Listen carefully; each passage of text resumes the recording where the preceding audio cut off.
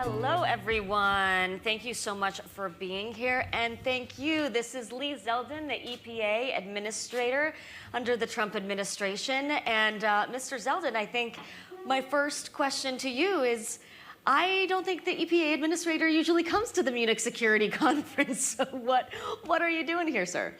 Well, you know, for us to have a conversation with each other, we had to get on flights from Washington, D.C. and fly to Germany. It makes it more exotic that way. Doing it right there in Washington. Actually, in my first year as administrator, I went to all 50 states and Canada and Mexico, but this is my first day, my first few hours overseas. Well, welcome. Since being administrator. And it's great to be back. When I was in Congress for 8 years, I served on the House Foreign Affairs Committee, and I very much valued this conference. It was a great gathering. Members of the House and Senate, Republicans, Democrats would come here. Great substantive foreign policy conversations. But the EPA under President Trump is part of the President's National Energy Dominance Council, and work closely with Secretary of Interior Doug Burgum, Secretary of Energy Chris Wright, and we're working on a lot of issues that internationally are really important. And it's great to be engaging a lot of people who I saw recently at the G7, which was in Toronto a couple months ago. The United States is going to be hosting G20 this year. And there's a lot of overlap between the energy and environment space. So it's good to be here with a bunch of familiar faces and talk about some very important topics that are key to EPA and the Trump administration and international engagement. Yeah, so tell us, what is your focus here? What are you hoping to accomplish over the next couple of days? Well, you know, for example, I just had a really good meeting with the German environment minister, who is also on G7. We were together in Toronto, and you know, we were talking and really echoing some of the comments that Secretary Rubio made during his remarks earlier today, talking about data centers, AI, the extraction and processing of rare earth, the supply chain, batteries to magnets to chips. The list goes on. There's a big intersection, and there's a lot of investment that's coming in the United States, including from European countries, and we play an important role in the permitting.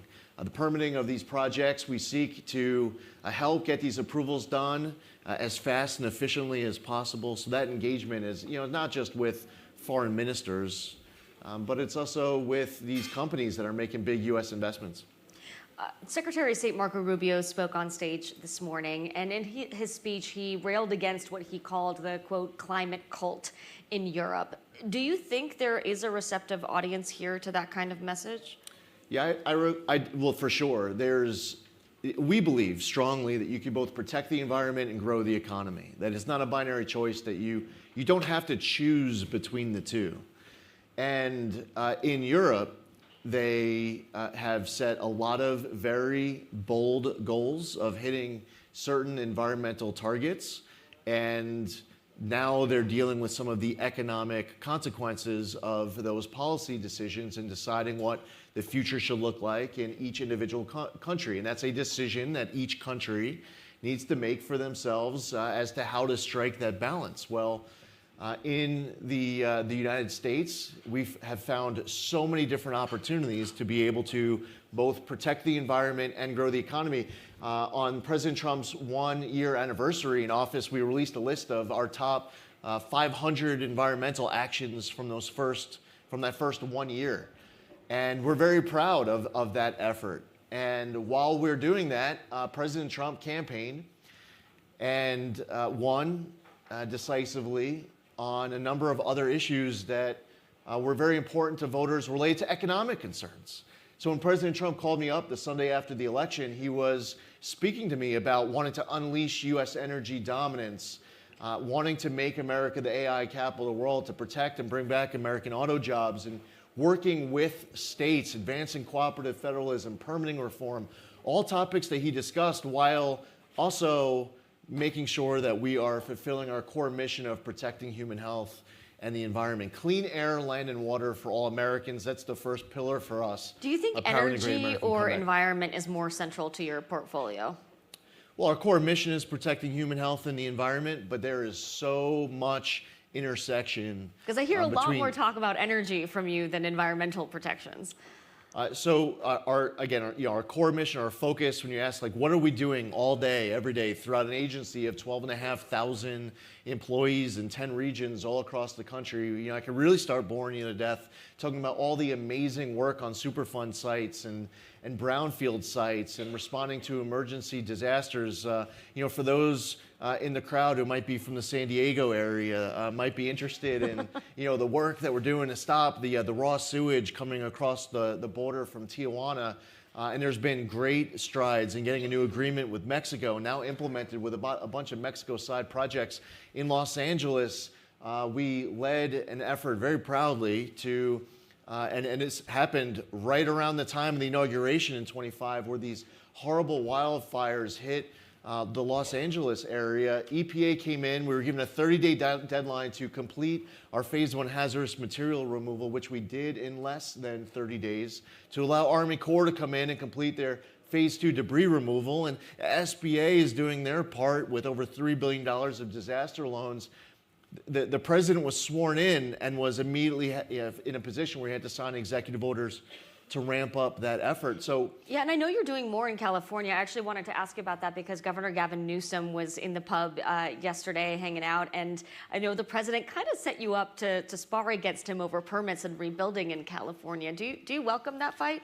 So for the first year, our effort was primarily focused on what you might call traditional, conventional equities of each of these agencies. EPA focused on what EPA should be focused on. Army Corps focused on what Army Corps should be focused on. But you reached the 1-year mark, and the president had heard from so many people who lost everything in the fires, dealing with non-federal logjams, and the president just decided with that frustration that he wanted me and others to utilize our efforts to help break through these non-federal roadblocks. A week ago Wednesday, I was in Los Angeles. I met with the mayor who I served in the House with, Karen Bass and her team. I met with the LA County Supervisor, Catherine Barger, and her team. We met with victims in the Pacific Palisades. I've been to Eaton.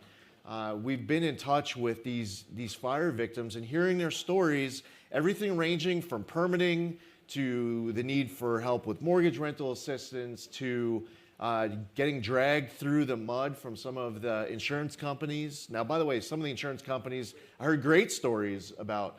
Others are underpaying after requiring too much time to go by and too much paperwork to be provided. And even though I could go through this long list of these local or non-federal hurdles that still exist, we decided that we're going to put our effort, our attention, our bandwidth towards helping to break through it. And by the way, we've already made great strides. There have been many hundreds of permits that just since my visit, we've been able to help get through. So I was a state senator in New York during Superstorm Sandy. It's constituent services. We're working with the county, we're working with the city. We have the list of who has applications pending, who still needs to rebuild, and we're calling them. So Gavin Newsom's been sparring with some other cabinet secretaries. Scott Bessent, maybe you are next on the list. Hey, listen, my focus here is to help people rebuild. My motivation is to get people who, a year after this storm hit, who, whether it's a resident, it's a business, and for whatever reason they have not been able to rebuild what burned down, I will do whatever I possibly can to help them. Back to some of your conversations here and how they tie to what's going on back home. Your endangerment finding repeal was really big news this last week. This was the finding that really allowed the federal government to limit greenhouse gas emissions to combat climate change. You've repealed that. What has the reaction been here in Munich to that decision? Well, I just got here. I was on a flight from North Carolina. I was in the Charlotte area yesterday, and with all due respect to everyone who's been here for the whole conference, I probably wouldn't be the best person. Well, I guess to answer that. The reason I asked that question is because the U.S. under prior administrations really took pride in being a leader on climate policy. Do you think this hurts the United States' ability to lead on climate? I'm going to follow the law. period. I said it during my confirmation process. There are some recent Supreme Court cases, Loper-Bright, West Virginia versus EPA, Michigan versus EPA, and others. The Loper-Bright case overturned the Chevron doctrine. What happened in 2009 with the endangerment finding, when they couldn't get the votes to amend the Clean Air Act, they decided to do it anyway. There are all sorts of references inside of the 2009 endangerment finding where they were essentially saying, well, just because the Clean Air Act doesn't say we can't, well, I guess that means I can. But overturning the Chevron doctrine, what we have to do now is apply the best reading of the law. And West Virginia versus EPA talks about something called the major policies doctrine, which means that an agency shouldn't be putting forth trillions of dollars of regulations. That's something that should be debated and voted on in Congress. So if you read Section 202 of the Clean Air Act, you're not going to find any reference Mr. Zeldin, with all due respect, Sure. Isn't it just like a little bit cute for the administration to now be saying we want to leave the power with Congress when there have been so many examples of this administration pushing the boundaries of executive power and court power and the law in general? So I shouldn't follow the law. I'm saying that there are many examples of this administration in gray areas of the law. But you're asking me about the endangerment finding, and I'm sitting here as the EPA administrator, and I'm happy to answer any question that you have. I committed when I was going through the confirmation process that I'm going to follow the law. And there's no way that I'm going to sit here and have any apology or regret for applying the best reading of a law and reading a Supreme Court decision that makes it clear that if you're going to regulate the heck out of greenhouse gas emissions with trillions of dollars of regulatory costs on Americans, that's something that Congress should have a debate and a vote on. And every time you see any member of Congress who wants to grandstand and complain and cry about the decision, the announcement that we made 2 days ago, well, why don't you do your damn job? You're a senator, you're a congressman, try to amend the Clean Air Act. Ask them, where in Section 202 of the Clean Air Act does it say anything about global climate change? Why don't you ask them why, and when they did this in 2009, did they not study each of these individual well-mixed gases individually? Ask them, why did they use well-mixed gases that aren't even emitted from vehicles, even though it was an endangerment finding on mobile sources? Ask them, why didn't you include water vapor if you're gonna go there? Why didn't you look at local and regional impacts, which is what the EPA and Clean Air Act had been applied for 50 years? My job is to follow the law. And I will very proudly defend a decision that is based on what is, in fact, indisputably the best reading of the law. And guess what? Here's the best part. If Congress wants to change the law, they want to change Section 202 of the Clean Air Act, and they want to tell me that I'm supposed to regulate the heck out of greenhouse gases, guess what? Then we'll do it.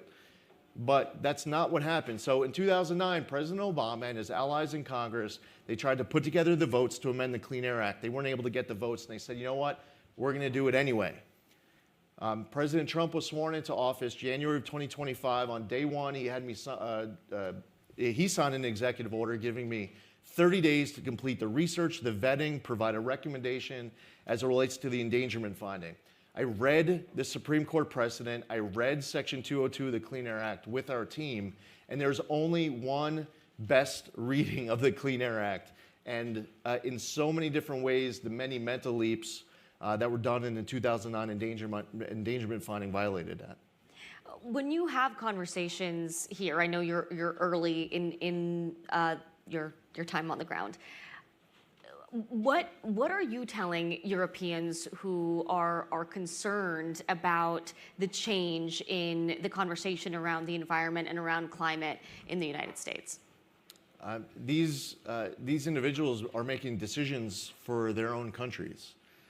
And even in the United States, as it relates to the Clean Air Act, if Congress wants to amend the Clean Air Act, then we'll follow the law. And in each of these individual countries, they have set targets. You know, I saw there were stories that came out of messaging that came from China, where they were essentially lecturing Europe and the United States on the targets that had been set on climate. That Europe wasn't setting bold enough goals. And yet China is not holding themselves to the goals that they are demanding, lecturing, trying to shame Europeans into, saying that Europe isn't going far enough. You know, meanwhile, China is increasing coal production more than the rest of the world combined. China utilizes 40% more coal than the rest of the world combined. And we sit there, watching some lecture from China, and we're like, oh, well, I guess we should change our ways. Now, the United States can I think that's not your response, right? Yeah, I mean, the United States, right, exactly. And for these European countries, I'm not here to, lecture, shame, these European countries that their targets on environment are too strong or not strong enough. I'm here to work with colleagues who I've had the opportunity to get to know during my year as EPA administrator, to be able to meet with different businesses that invest in the United States economy, that have applications and engagement involving EPA to strengthen those relationships, to strengthen those ties. But no, I'm not here to lecture European countries that their climate targets are too strong or too weak. That's up to these countries to decide on their own. President Trump has included you in a ton of his top energy policy priorities as part of the Energy Dominance Council. Do you, as EPA administrator, have a role in what's happening in Venezuela, and do you plan to visit the country anytime soon? I don't have any trip planned to Venezuela at this moment. We just had Secretary Wright there.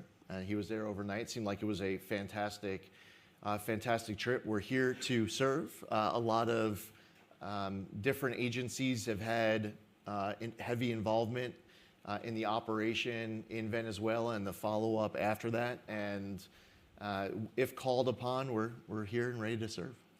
Data centers, top priority for President Trump. We were talking backstage a little bit about AI and how that is a part of your work now. Can you talk about the sort of international conversation that you're having about data centers and AI? I think there's a lot of interest from other countries as to how we're doing it. They have their own challenges.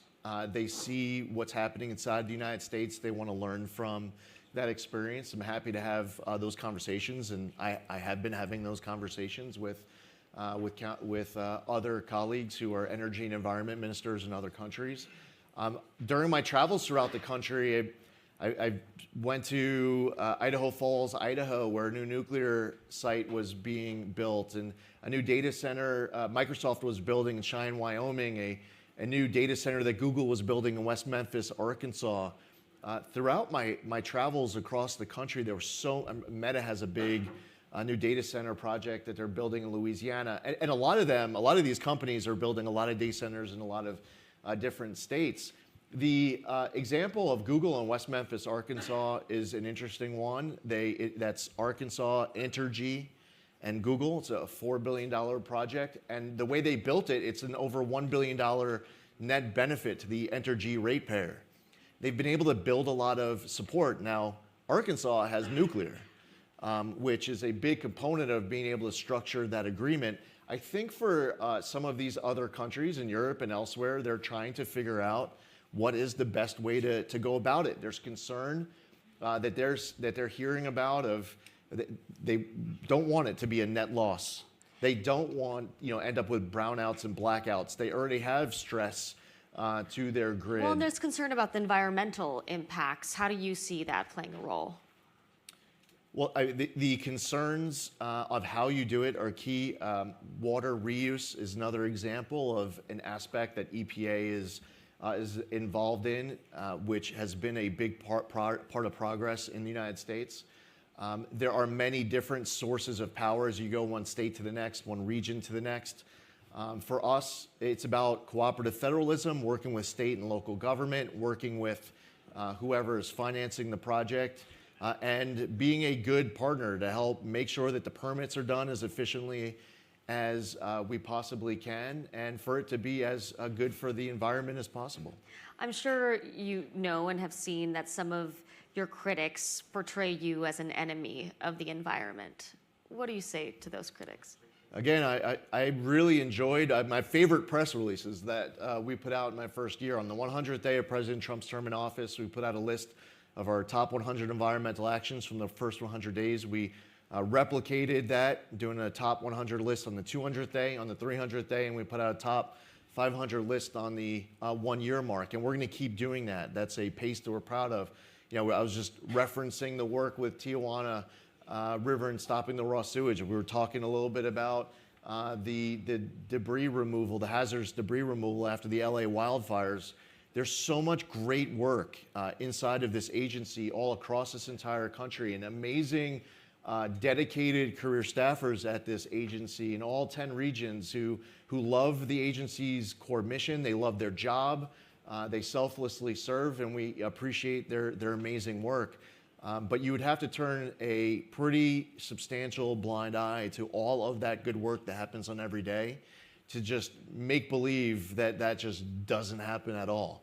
I mean, you feel free to criticize me on any type of decision or announcement I make on any given day. That's one of the beauties of the country that we live in. You're free to do it.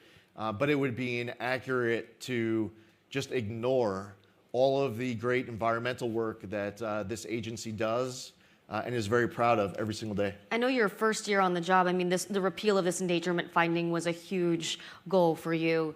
What's sort of the next big marker, the next big milestone that you're looking at for 2026? Well, we're in the middle of a lot of different rulemakings right now, and maybe one of the biggest ones is about Waters of the United States, finalizing that decision.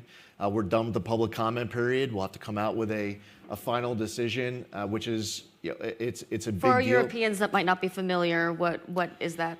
So Waters of the United States, so it's often referred to as WOTUS, and whether or not a waterway is under the jurisdiction of the federal government or if that waterway is under the jurisdiction of the state or locals.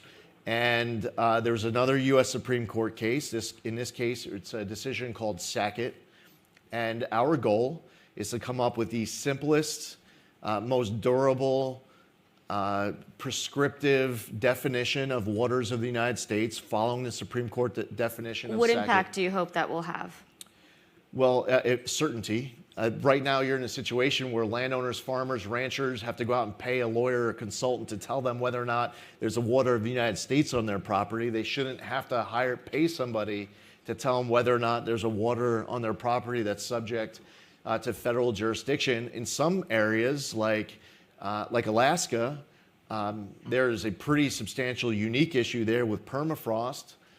You have issues where in the Southwest U.S., you have dry land for most of the year, but then they'll get hit for 90 days. But then you could go to Louisiana where basically it's always wet season. And we got a lot of unique feedback from throughout the country, different states, different regions. We want to be able to get it right. And it's important to note that just because the federal government might not be regulating a particular waterway doesn't mean it's not regulated.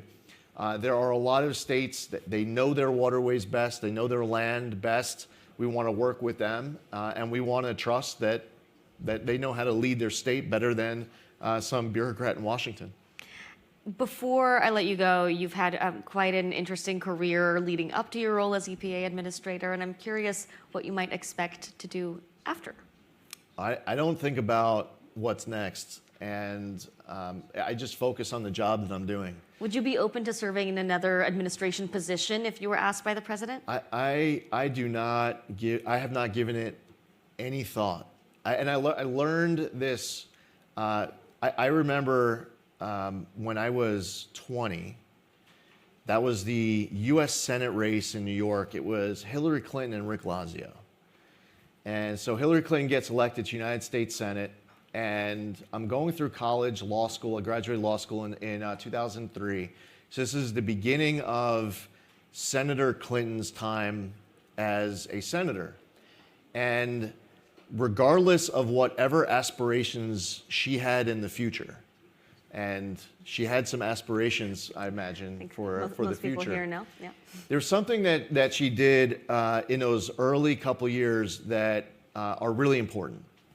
When she was traveling around the state, she was focused on trying to get everywhere. Like if she was to walk into a meeting with a company, and you put up the PowerPoint slide, the first couple slides, they'll tell you about the business, how long they've been around, how many employees they have, the square footage, whatever. Like the first 2 slides, they always have all sorts of background information about the company. She would go into the meeting and she'll already have memorized the first 2 slides. She'll go to a local, PBA meeting where the sergeant at arms could be a hardcore conservative who absolutely despises the Clintons. And she'll walk into the room, she'll go up to the sergeant, or she'll go up to everyone and meet them. She'll go up to the sergeant at arms, she'll greet the sergeant at arms by the sergeant at arms name. And it'll just kind of like melt that conservative who, like, going into it, like all that person knew was that they hated Hillary Clinton. And then there's something about that exchange where it's just like they're neutralized and disarmed. It's very important to focus on what is right in front of you in that moment. When I got elected to the state Senate, I focused on being the best state senator I could be. When I got to Congress, I focused on being the best congressman that I could be. And things just kind of work itself out. One of the most frustrating, it's like a pet peeve of mine, I hate it when I see somebody, they get elected to office or end up in one of these positions, and as soon as they get into the position, you could tell like a minute later, they are busy, with their head is entirely focused, consumed on what's next. That's never been me. It's not, it's certainly not me. Well, and this is why reporters like me ask these questions. Lee Zeldin, taking inspiration from the Clintons, was not on my bingo card for this interview. Thank you so much, EPA Administrator Lee Zeldin. Thank you, everybody. Up next is my colleague Jack Detch interviewing U.S. Senator Mark Warner. Stick around.